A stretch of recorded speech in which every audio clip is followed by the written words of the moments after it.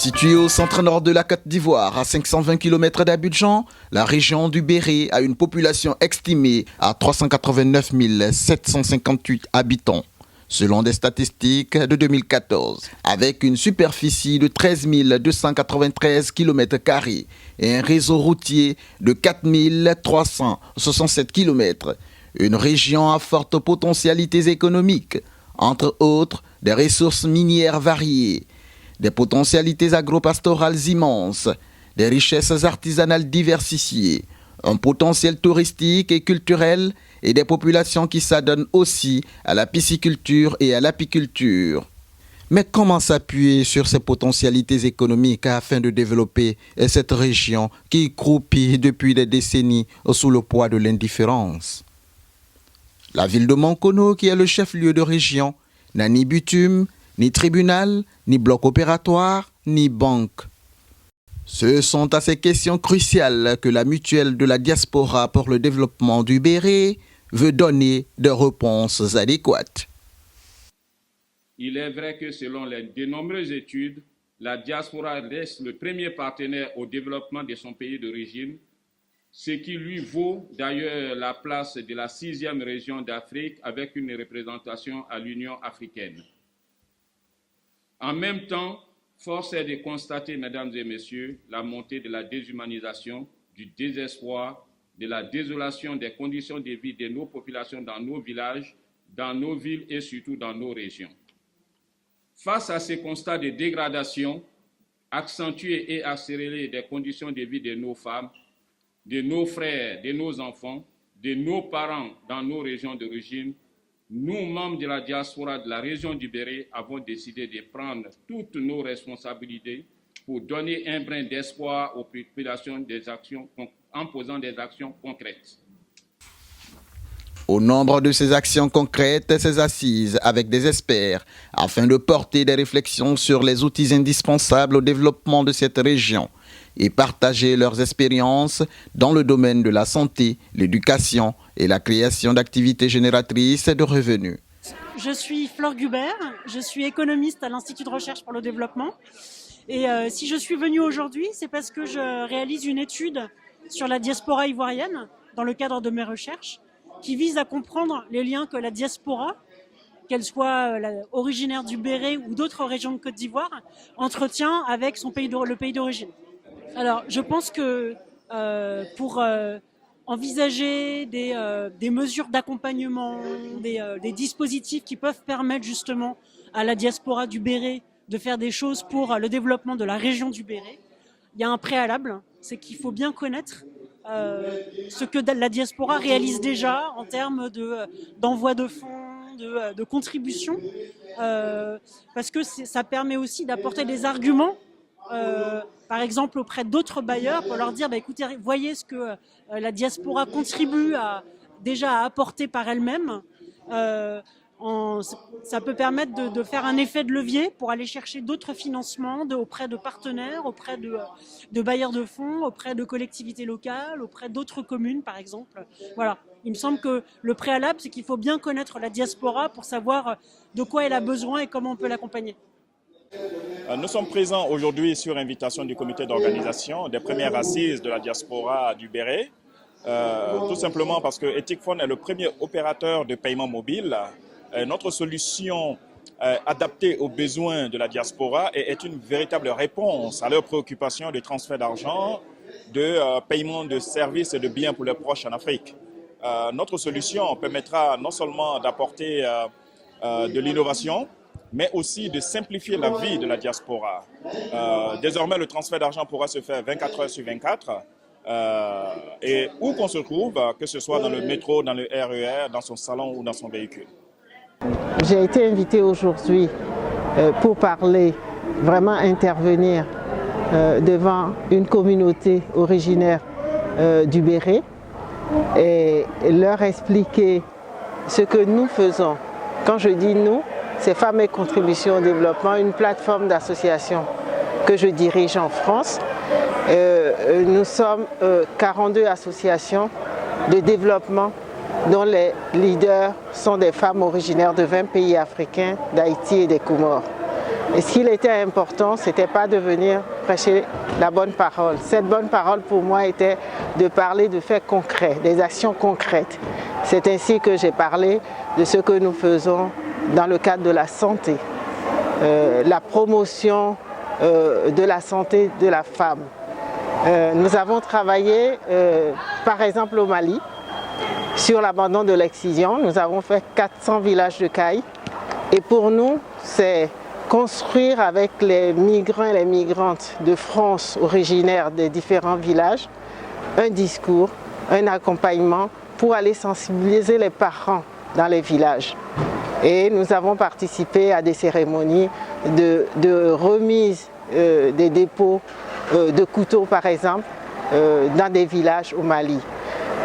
Ensuite, nous avons travaillé sur la lutte contre le palu. Aujourd'hui, je peux vous dire que nous avons travaillé dans plusieurs pays et le principe est le même. Éveiller des consciences en France, construire des partenariats avec les migrants originaires des différents pays et ensuite faire des missions sur le terrain, travailler avec les ONG sur place parce que c'est seulement ensemble qu'on doit faire les choses. Et c'est ce côté ensemble que je porte, c'est ce message qui est fort que je dis. Un objectif commun, c'est le développement et une cohésion sociale, pour une cohésion sociale. Et c'est de ce développement que je suis venue parler. Bonjour, Rémi Capoula, directeur associé de Action Relais, agence de communication digitale. Donc on a participé directement à ces assises du Béret en tant que membre associé pour la FTPE, la Fédération de très petites entreprises, parce qu'on apporte une technologie qui est des techniques digitales pour le développement des entreprises. On a développé déjà plusieurs portails communautaires. Par exemple, déjà, on a le portail qui existe pour la communauté orientale qui s'appelle Annu Oriental. Et on a développé des plateformes pour travail en office ou développer les entreprises pour directement communiquer ce qu'elles font et trouver directement des commerciaux ou montrer leur publicité pour leurs entreprises. Maintenant, ce qui nous a motivés, c'est tout ce qu'on peut faire pour le développement de l'Afrique, apporter la technologie qui était dédiée aux grosses entreprises et l'amener aux petites TPE qui n'ont pas forcément de moyens, avec des moyens de se faire connaître à moindre coût sur Internet pour développer leur business. Aujourd'hui, voilà, il faut partir du principe qu'on n'a pas besoin d'avoir beaucoup d'argent. On a un téléphone, une communication Internet et le reste, c'est son intelligence. Voilà. Mon projet, c'est Médecins Direct Côte d'Ivoire. Et en fait, on a constaté que le système de santé de la Côte d'Ivoire est confronté à un certain nombre de difficultés. Et en fait, il y a une pénurie de médecins généralistes. Cette pénurie est plus prononcée au niveau des médecins spécialistes. Donc le but, c'est de mettre en fait au service du système de santé l'utilisation des nouvelles technologies. Donc Médecins Direct, c'est un service de conseil médical en ligne qui permet aux patients d'échanger sur leurs préoccupations de santé et d'accéder à des médecins 24 heures sur 24. Donc le but, c'est d'améliorer l'offre de soins en Côte d'Ivoire, de permettre que chaque Ivoirien, quel que soit l'endroit où il habite en Côte d'Ivoire, chaque ménage ivoirien puisse accéder à un médecin sans forcément se déplacer. Pour nous, c'est vraiment utile de participer à un tel événement. Parce que le Médecins Direct s'appuie sur un certain nombre de partenaires et il y a la possibilité de s'appuyer sur les conseils régionaux, des assureurs, des entreprises. Et pour nous appuyer sur le conseil régional du Béret ou bien sur la mairie ou bien sur la diaspora est en tout cas un moyen utile pour pouvoir atteindre nos objectifs en termes de faciliter l'accès aux soins des populations en Côte d'Ivoire. Avec le service de téléphonie mobile, on va vers certainement un partenariat. J'ai rencontré un certain nombre de responsables politiques en Côte d'Ivoire et on aura des échanges une fois en Côte d'Ivoire pour voir comment on pourra conduire des projets pilotes pour pouvoir en fait toucher les populations. Pour atteindre ces objectifs, la MUDEP appelle à la solidarité de tous et annonce les couleurs de ces toutes prochaines actions. Chers frères, chères sœurs, il est évident que nous ne soyons pas d'accord sur beaucoup de choses, mais ce qui nous unit est plus fort que ce qui pourrait nous diviser. C'est pourquoi nous avons le devoir de nous mettre ensemble, de mutualiser nos forces, nos intelligences, nos ressources pour le développement de notre région. La diaspora du Bénin veut aller plus loin, très loin avec toutes les filles et les fils de la région, où qu'ils soient, dans le seul intérêt de notre épanouissement et de notre développement. Oui, mesdames et messieurs, la MUDEM voudrait prendre sa part dans le développement local du Béret par la réalisation des projets concrets, ciblés et adaptés aux besoins de la population, notamment dans la santé, l'éducation et la création d'activités génératrices de revenus. Elle prévoit des missions dans ce sens, plusieurs missions les mois à venir. Une mission d'exploration avec certains des partenaires déjà identifiés, l'organisation d'un grand dîner gala, la recherche des partenariats de développement et de jumelage avec des institutions, des entreprises africaines et occidentales. Je terminerai mes propos en paraphrasant Joseph Kizerbo. Le développement clé en main n'existe pas. Le seul développement possible est le développement clé en tête. Il nous faut donc creuser les puits d'aujourd'hui pour les soifs de demain. Je vous remercie. C'est sur cette note de responsabilité que le représentant de l'ambassadeur de Côte d'Ivoire en France va expliquer en quoi cet engagement cadre bien avec des objectifs de l'ambassade. Son Excellence, Monsieur l'ambassadeur, est en train de travailler dans ce sens. La preuve, il vient d'initier l'immatriculation biométrique pour permettre à tous les ressortissants ivoiriens de s'identifier. Donc, et il entend d'ici peut-être 3 ans avant les élections prochaines recenser le maximum d'Ivoiriens. Parce que c'est à partir de l'identification et de l'immatriculation qu'on pourra savoir l'Ivoirien qui vit sur le sol français. Qu'est-ce qu'il fait et ce qu'il fait, qu'est-ce qu'on pourra prendre dedans pour pouvoir accompagner le développement de la Côte d'Ivoire. Et l'exemple de la Chine aujourd'hui qui domine l'économie est parti de la diaspora. L'exemple de l'Inde est parti de la diaspora. Et vous savez que dans la sous-région ouest africaine, nous, les Ivoiriens, nous sommes encore à la traîne. Donc, quand l'occasion nous est donnée, nous marquons notre présence pour vous encourager. Et je pense que cette belle initiative que vous avez prise, elle ne sera pas vaine. Et l'ambassadeur vous encourage dans ce sens. Je vous remercie.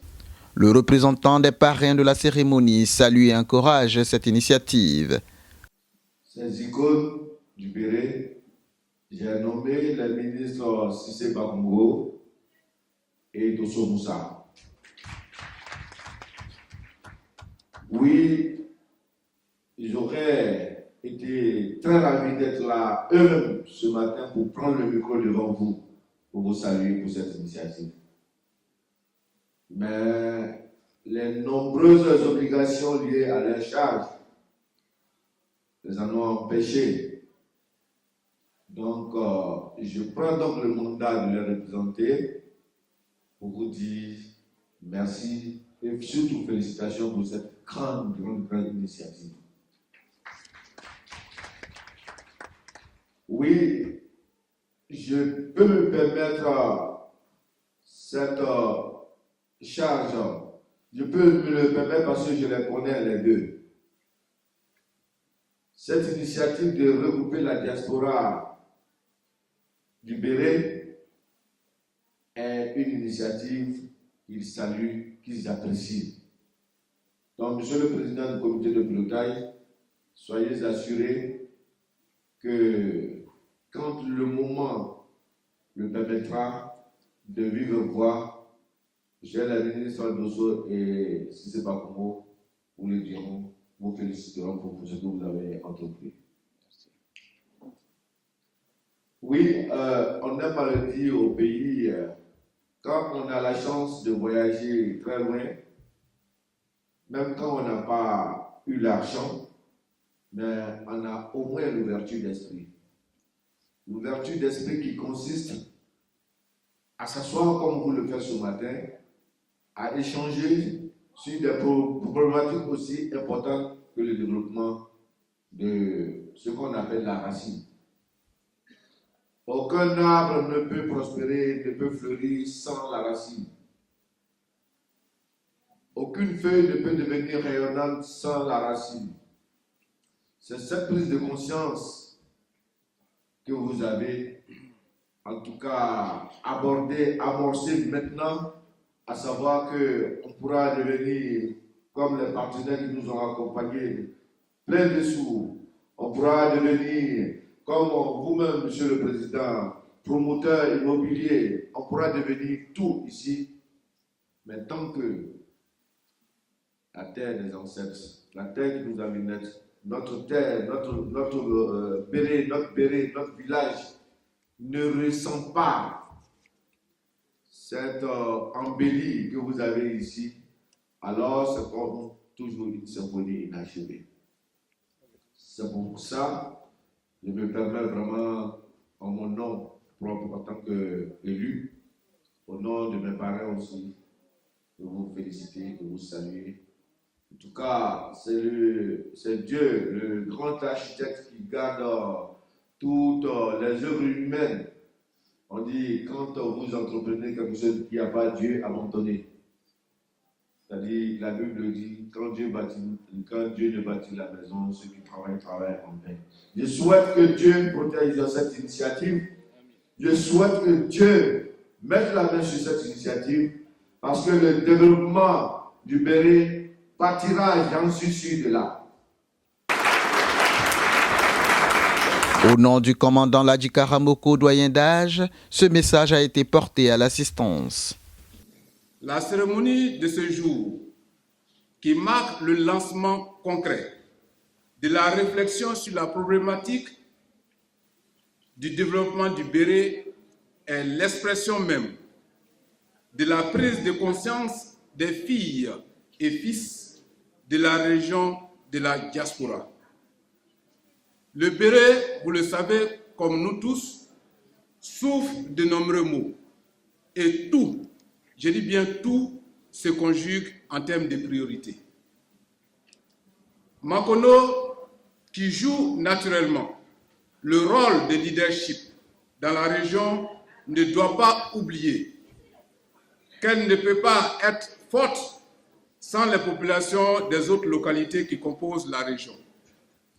Elle doit alors veiller à les traiter comme de véritables composantes importantes du Béret avec toute la considération auxquelles elles ont droit. Ceci, à mon avis, va contribuer à faire disparaître les stéréotypes, les barrières et les pesanteurs qui nous empêchent de nous unir sans complexe. Toute chose qui, à coup sûr, va relancer la cohésion entre nous, filles et fils du Béret. Le commandant Ladji Karamoko, que je représente, encourage les initiateurs de ces assises en ce sens qu'elles participent à l'édification de l'Ivoirien nouveau, vœu cher au chef de l'État, j'ai nommé son Excellence M. Alassane Ouattara. Pour clore mes propos, le commandant Ladji, tout en souhaitant plein succès à ces présentes assises, me charge de remettre à la mutuelle qui va sortir de ces assises une somme de 700 € pour déjà commencer sa participation à lui.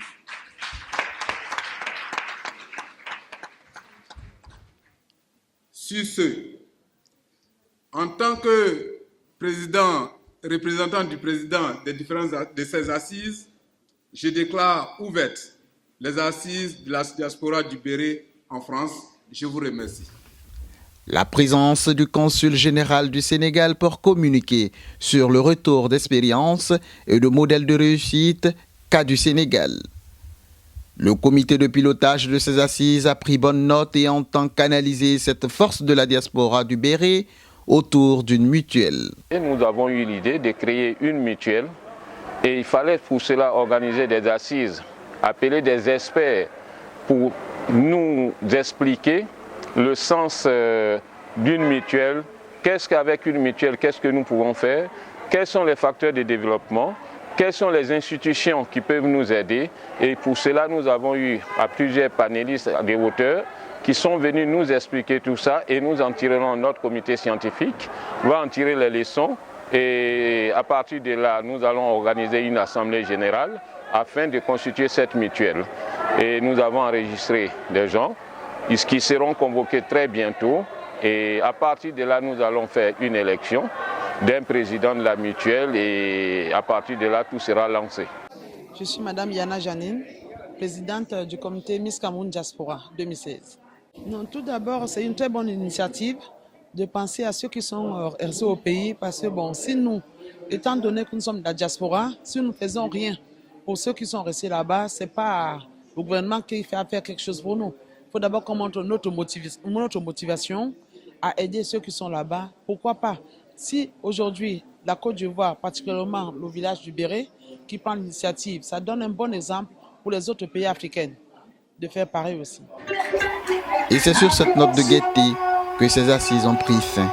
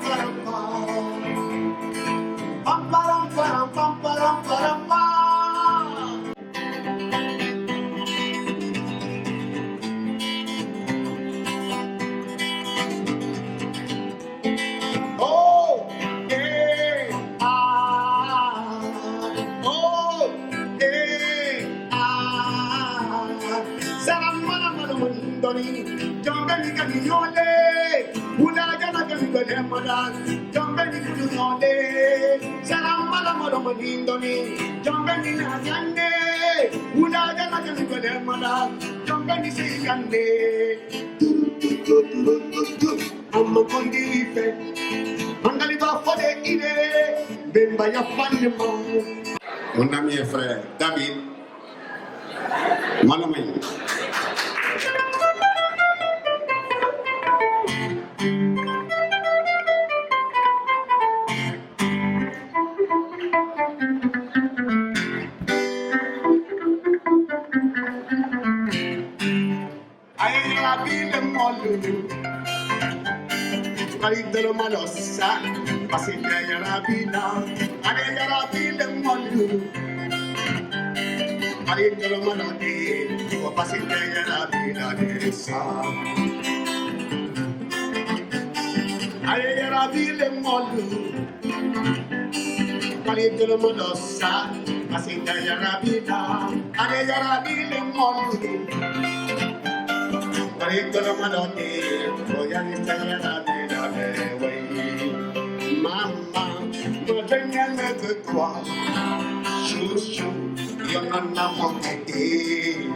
Maman, moi je n'aime que toi.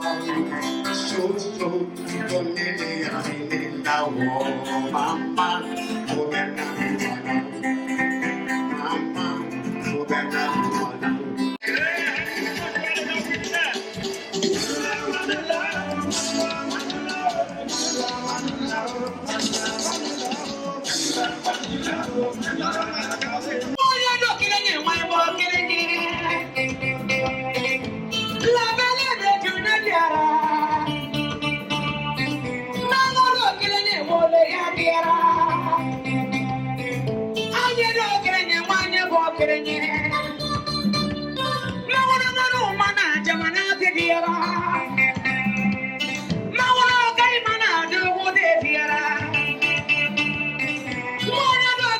Mana